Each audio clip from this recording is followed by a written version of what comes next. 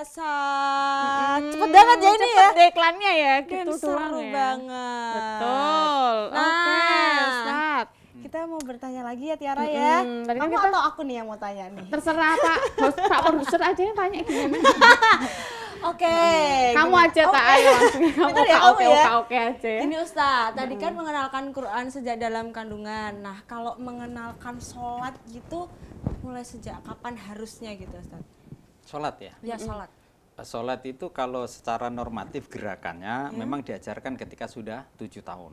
7 tahun? Ya, 7 tahun gitu. Jadi Rasulullah itu selalu mengajarkan sesuai dengan tahapannya. Tidak bisa lalu dengan serta-merta ya kalistung dan sebagainya kita paksakan di ruang yang atau waktu yang tidak tepat, itu nanti berbahaya. Sholat saja itu 7 tahun. Lalu kalau memang diajarkan belum mampu, nggak apa-apa, biarin aja dia mengenal sampai 8. Kalau 10 baru kemudian diberikan satu didikan yang lebih keras. Nah, Allah itu selalu membantu. Kalau kamu ingin dibantu oleh Allah, sujudlah kepada Allah. Bahkan boleh tuh seperti dikawal betul begitu, tidak seperti usia 7 tahun. Tapi boleh nggak 4-5 tahun kemudian mulai bacaan? Boleh tentu, Fatihahnya. Qurannya kan tadi sudah tuh. Dia mulai mengenal Fatihah, Qul huwallahu ahad. Kita ajarin tuh naik sepeda motor. Qul huwallahu ahad, Allahu samad, tentu cadel. Muat. Lucu ya Ustaz ya. Masya Allah. Lagi ngomong soalnya. Itu enggak masalah gitu. Malaikat pun paling ngelihat ya cakep nih, Cakep. Keren. Sahel loh. Ya, juga anak itu jengklit gitu. Kan ya kadang enggak sholat tuh. Allahu Akbar.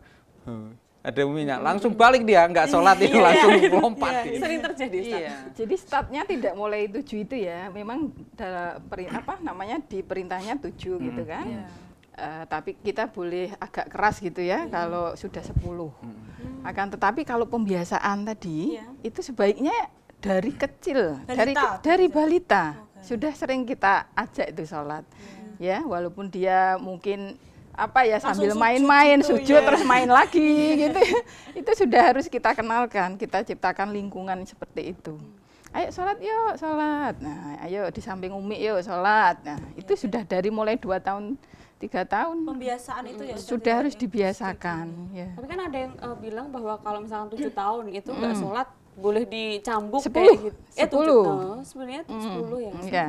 Kalau sudah 10 tahun kok anak itu tidak mau disuruh sholat. Anak itu kan fitrahnya suci. Jadi kalau sudah 10 tahun kok dia membangkang, itu berarti sudah mulai ada pengaruh setan itu. Fitrahnya itu sudah ada, maksudnya kenapa boleh dipukul itu kan itu sesuatu yang asasi ya. Sholat itu asas atau dasar dari agama, maka bolehlah dengan pukulan yang tentu tidak menyakitkan. Ya, mungkin untuk menunjukkan betapa sholat itu tiang agama, nak ya. Betapa nomor 1 dalam hidup kita itu ya kita jaga sholat kita. Itu untuk memberi penekanan pada itu. Ya, jadi lagi-lagi peran orang tua.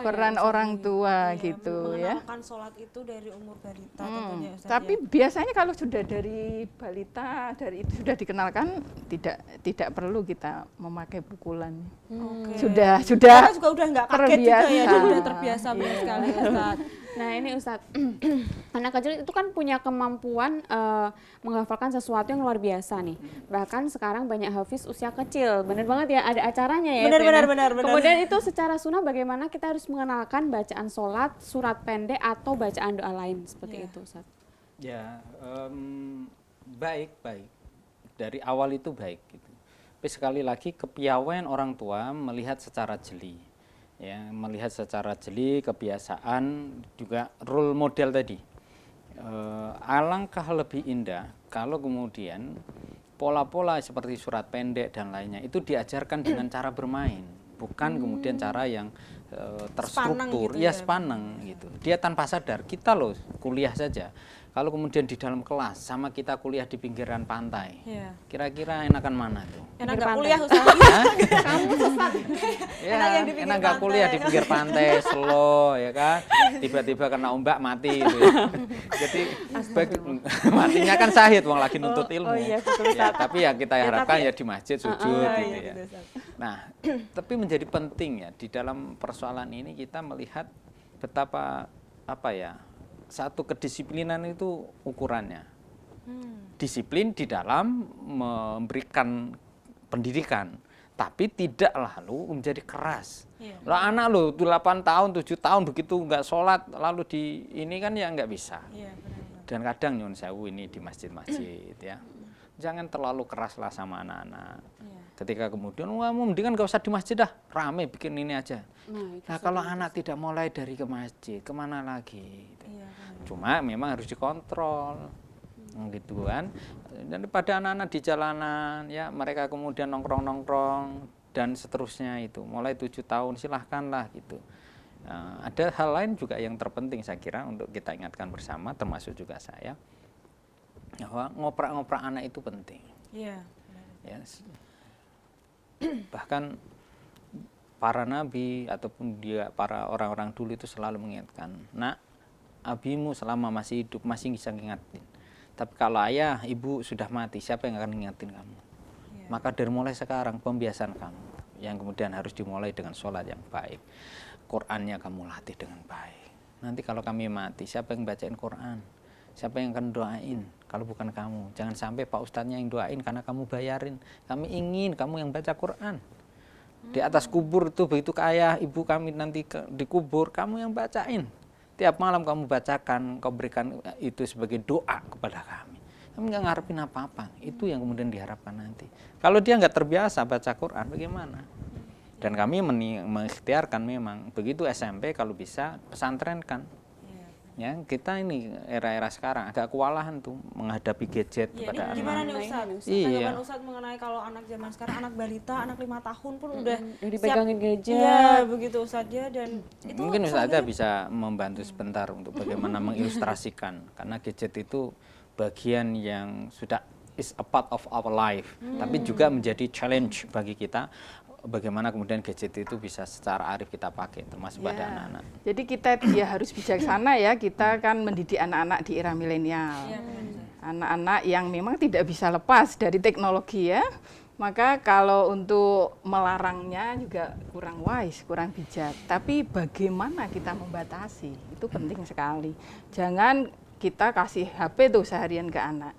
Dan kalau bisa kita benar-benar memberikan anak itu yang benar-benar yang edukatif gitu ya. Dan kita lihat dulu tuh manfaatnya apa. Pastikan anak-anak itu tahu manfaatnya. Kenapa kamu kok main ini gitu ya.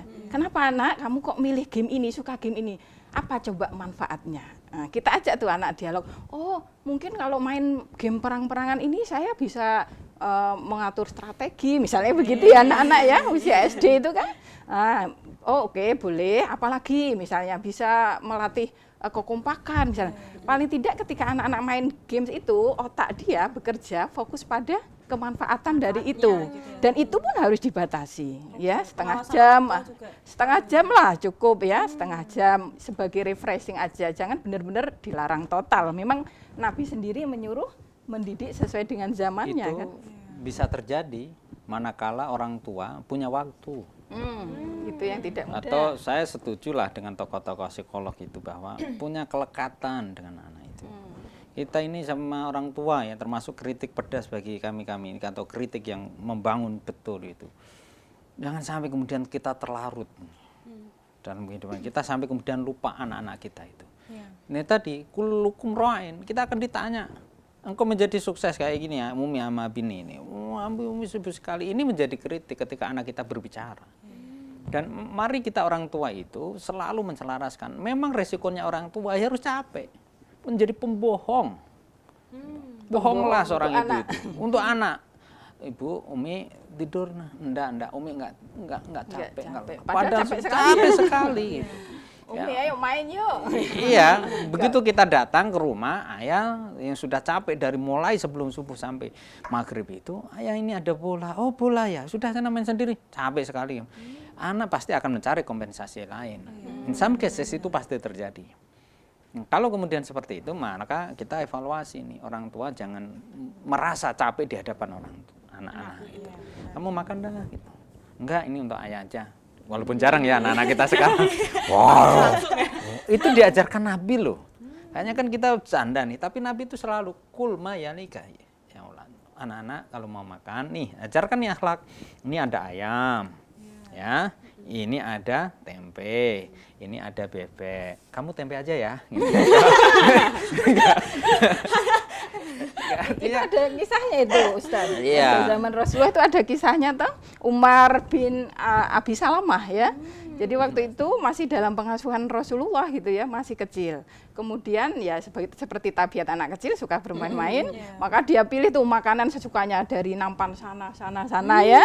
Maka kemudian Rasulullah mengingatkan si anak kecil ini, nah ini kesempatan, ini waktu yang sangat bagus untuk mendidik akhlak anak ya. Ketika anak makan itu, maka diingatkan oleh Rasulullah, nak kalau mau makan baca bismillah gitu ya, pakai tangan kanan dan ambil yang terdekat.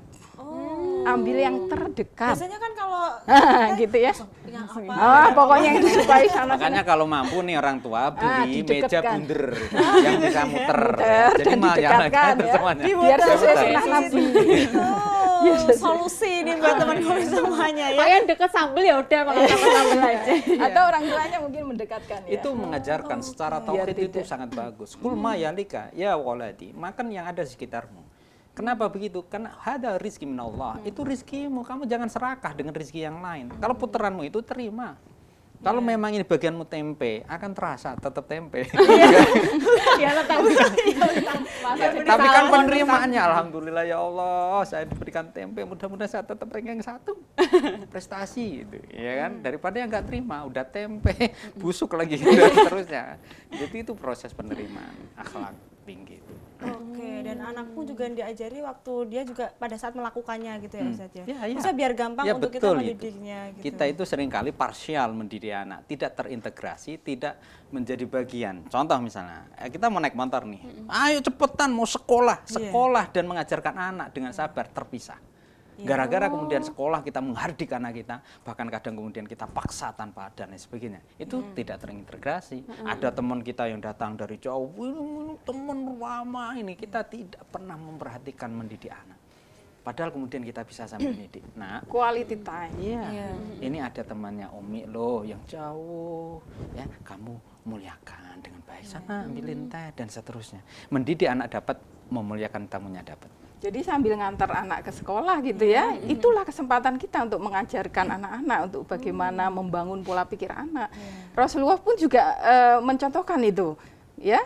Jadi waktu itu ada bigol ya, bigol tahu bigol? Jadi perpaduan antara himar sama kuda itu Bi ya. Ya, Jadi lihatnya ke sana aja. oh iya. Jadi Nabi naik di Lucu ya Ustaz ya.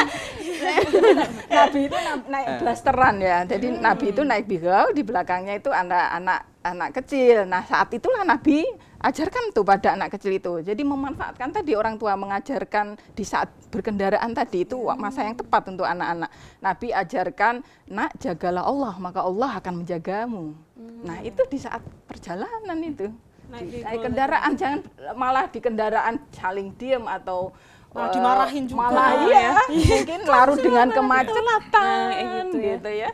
Manfaatkan itu, apalagi bagi ibu-ibu yang sibuk, bagaimana ketika mengantar anak, itu kesempatan yang sangat bagus untuk mendidik anak, membangun pola pikir, membangun hubungan kedekatan, itu ya, penting banget meluruskan tadi apa yang Dan kurang selalu pas. didoakan anak-anak. Nah, Ya, waktu di zaman Nabi tadi naiknya begal ya. Tapi kalau sekarang ada begal. hati-hati ya.